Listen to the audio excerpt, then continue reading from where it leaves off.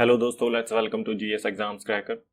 आज हम ज्योग्राफी के इम्पोर्टेंट एमसीक्यूज देखने वाले हैं। फर्स्ट पार्ट में हमने 25 क्वेश्चन कर लिए थे, अब आगे उससे आगे करेंगे क्वेश्चंस। तो अगर आप किसी भी एग्ज़ाम्स की तैयारी कर रहे हैं, वनडे एग्ज़ाम्स, तो आप चैनल को सब्सक्राइब कर सकते हैं ताकि वीडियोज़ के नोटिफिकेशन आप तक पहुँच जाएँ।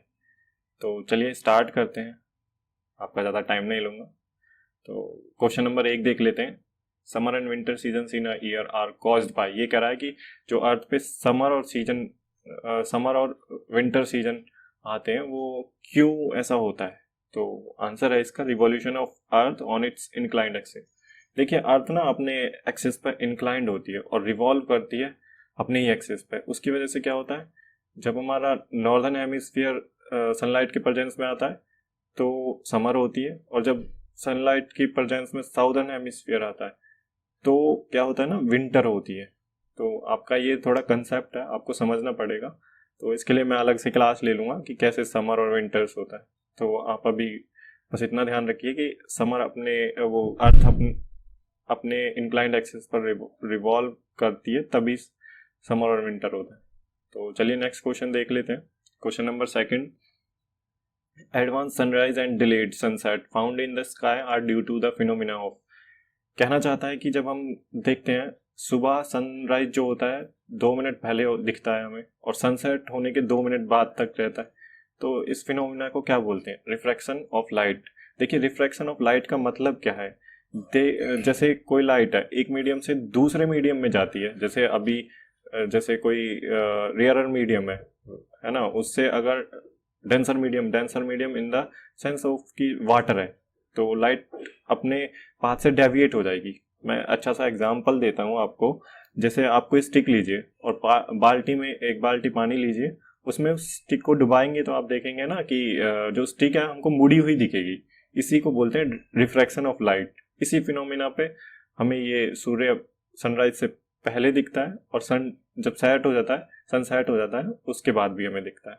तो आपको ये कंसेप्ट ध्यान रखना है, रिफ्रैक्शन ऑफ लाइट।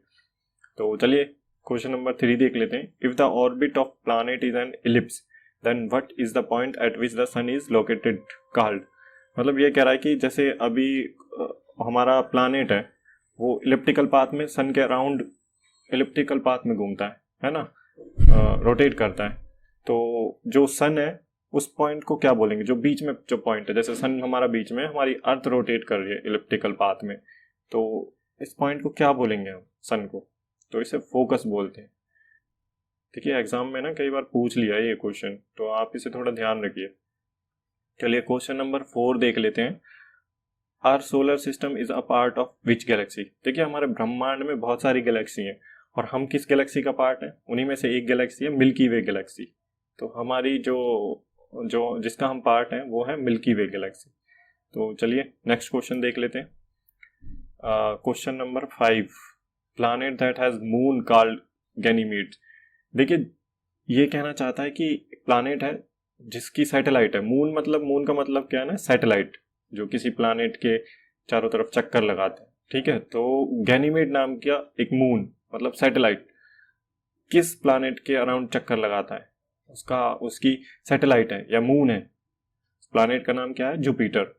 तो चलिए नेक्स्ट क्वेश्चन देख लेते हैं। Lithosphere consist of. देखिए, अर्थ में ना लिथोस्फीयर होती है।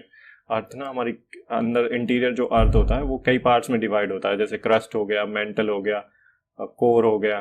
तो ऐसे ही ना लिथोस्फीयर के अंदर कौन कौन से पार्ट आते हैं अर्थ के? तो इसके अंदर आता है क्रस्ट और अपर मोस्ट सॉलिड मेंटल, जो होता है ना, जो सॉलिड पार्ट होता है वो आता है। तो ध्यान रखना है आपको इस क्वेश्चन को, ये क्वेश्चन इंपॉर्टेंट है। चलिए क्वेश्चन नंबर 7 देख लेते हैं। Elements are found in highest and lowest quantities respectively in crust of the earth. ये कहना चाहता है क्वेश्चन कि हाईएस्ट एलिमेंट अर्थ की क्रस्ट में और लोएस्ट एलिमेंट। देखिए, ऑक्सीजन सबसे ज़्यादा होता है 46.1, और मैग्नीशियम कम होता है। मैग्नीशियम की परसेंटेज कितनी होती है? 2.3। तो ये आपको डेटा याद रखना पड़ेगा थोड़ा सा, ठीक है। तो चलिए नेक्स्ट क्वेश्चन देख लेते हैं। Question number 8, the most abundant gases in atmosphere. अब देखिए, ये क्वेश्चन तो आपको पता ही होना चाहिए। तो सबसे ज़्यादा अबंडेंट गैस कौन सी है? एटमॉस्फेयर में, नाइट्रोजन उसके बाद है ऑक्सीजन 21% है, आर्गन कितनी है 0.93%, और कार्बन डाइऑक्साइड कितना है 0.03%। देखिए आपको ना ये सीक्वेंस याद रखना है, कई बार एग्जाम्स में पूछ लेते हैं higher percentage to lower percentage, जैसे पूछ लेंगे सबसे हायर टू लोअर अरेंज कीजिए इन्हें, तो आपको इनका थोड़ी सी परसेंटेज और क्रोनोलॉजी ऑर्डर ध्यान रखना है, ठीक है। तो चलिए नेक्स्ट क्वेश्चन पे आते हैं। Question number 9, direct source of information about the interior of earth.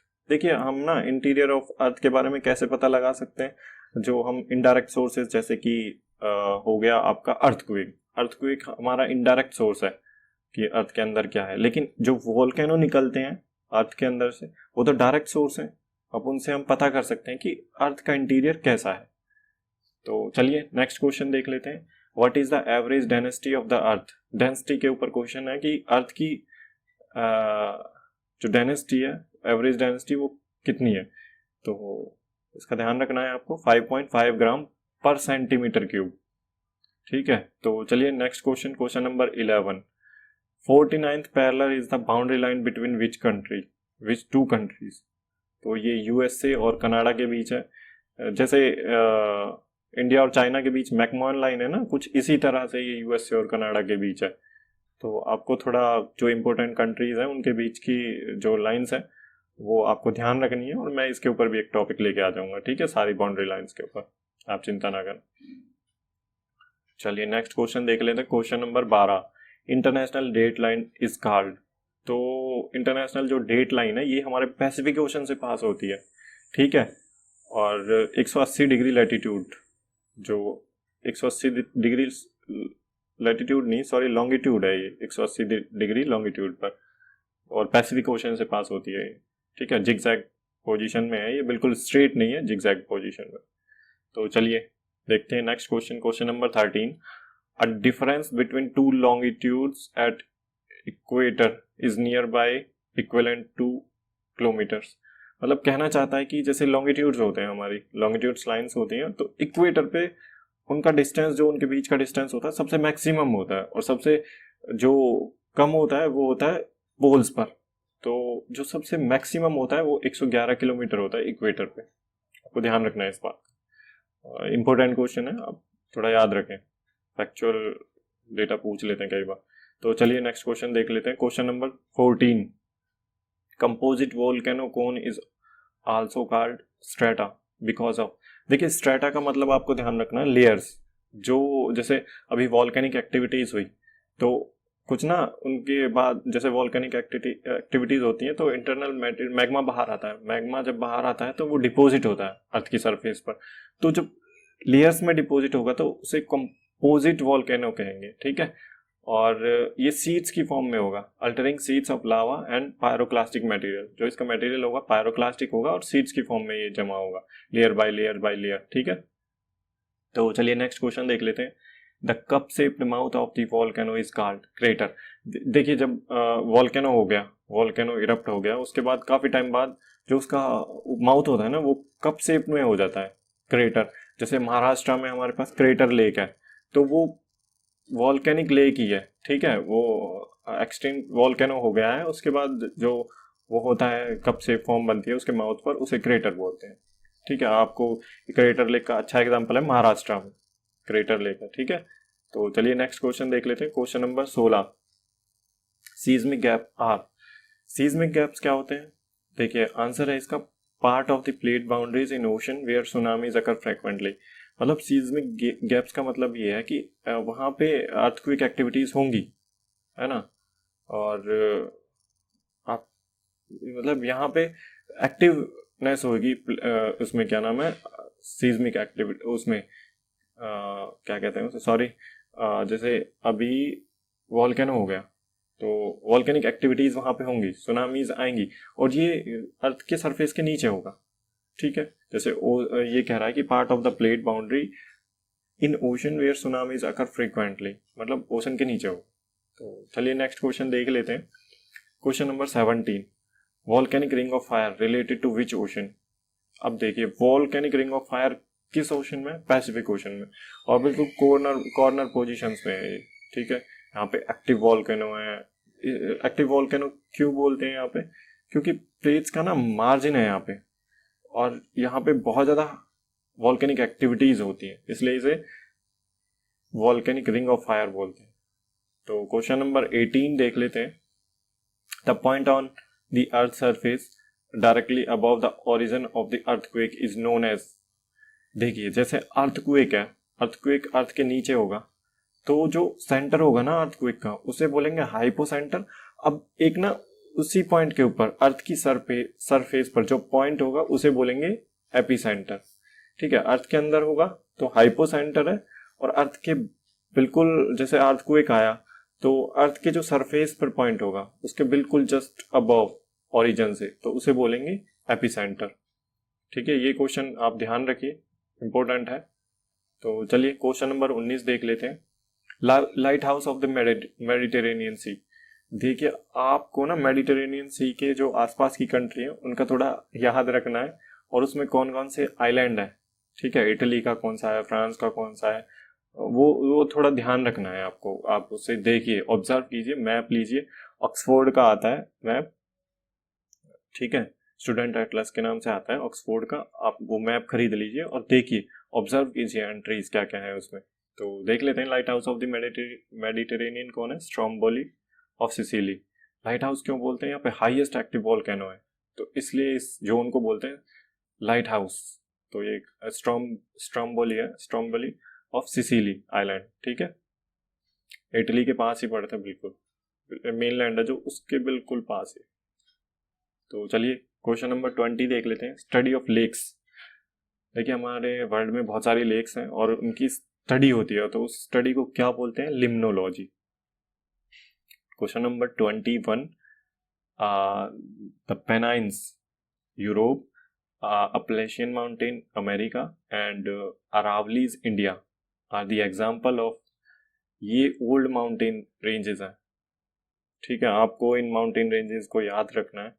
मैं एक इस पे भी वीडियो बना दूंगा कि जो जितनी भी वर्ल्ड की माउंटेन रेंजेस है, तो आप चिंता ना करें, बस इतना ध्यान रखें कि पेनाइन्स जो है यूरोप में है, अपलेशियन अमेरिका में है, और अरावलीज इंडिया में। वर्ल्ड्स ओल्डेस्ट माउंटेन है अरावलीज इंडिया की। ठीक है, तो चलिए नेक्स्ट क्वेश्चन पे आते हैं। Question number 22, metamorphic rocks are those derived from. Metamorphic rocks जो होती हैं कैसे बनती हैं, ये देखिए, ये ना इग्नीशियस रॉक्स और सेडिमेंट्री रॉक्स से, दोनों से बन सकती है मेटामॉर्फिक रॉक्स। हाई टेम्परेचर और प्रेशर की प्रेजेंस में अंडर द अर्थ के नीचे ही बनती है ये। ठीक है, मेटामॉर्फिक रॉक्स। तो चलिए नेक्स्ट देख लेते हैं। ड्रैगन्सबर्ग माउंटेन इज लोकेटेड। ड्रैगन्सबर्ग माउंटेन्स कहाँ पे हैं, साउथ अफ्रीका में, ये रेंजेस है। चलिए नेक्स्ट क्वेश्चन देख लेते हैं। Largest hot desert of the world, मतलब सबसे हॉट डिजर्ट है, हॉटेस्ट डिजर्ट है, कहाँ पे है, ये अफ्रीकन कॉन्टिनेंट में है, सहारा डिजर्ट, और ये 10 कंट्रीज में फैला हुआ है। आप थोड़ा मैप में देखिएगा तब पता चलेगा। ठीक है, ऑब्जर्व करिए। देखिए आप ऑब्जर्व करेंगे ना तब जाके ही आपको लोकेशंस याद होंगी। अभी ऐसे आप सिर्फ रटने बैठ जाएं तो उससे नहीं होगा। ज़्यादा चीज़ें ज़्यादा टाइम तक याद कैसे रहेंगी, आप चीज़ों को देखोगे, एंट्रीज को ऑब्जर्व करोगे, तो बहुत सारी चीज़ें आपको ऐसे याद करने की ज़रूरत नहीं है। बस एक बार देखोगे ना अच्छे से ऑब्जर्व करके तो चीज़ें याद रहेंगी। एग्जाम्स में आप वो चीज़ें आपके दिमाग में पॉइंट कर पाएंगी। ठीक है तो माउंटेन रेंज, नेक्स्ट क्वेश्चन देख लेते हैं। Question number 25, mountain separate Asia from Europe. देखिए 2 कॉन्टिनेंट हैं, एशिया और यूरोप। अब एशिया और यूरोप को कौन सी माउंटेन रेंज सेपरेट करती है, जो माउंटेन रेंज है वो है यूराल माउंटेन्स। एशिया और यूरोप को दोनों को सेपरेट करती है। ठीक है गाइस, तो आज हमारे यहाँ पे 25 क्वेश्चंस कंप्लीट होते हैं। तो आगे हम और कंटिन्यू करेंगे इससे आगे। तो आप चैनल को सब्सक्राइब करें ताकि और वीडियोस के नोटिफिकेशन आपके पास पहुँच जाए।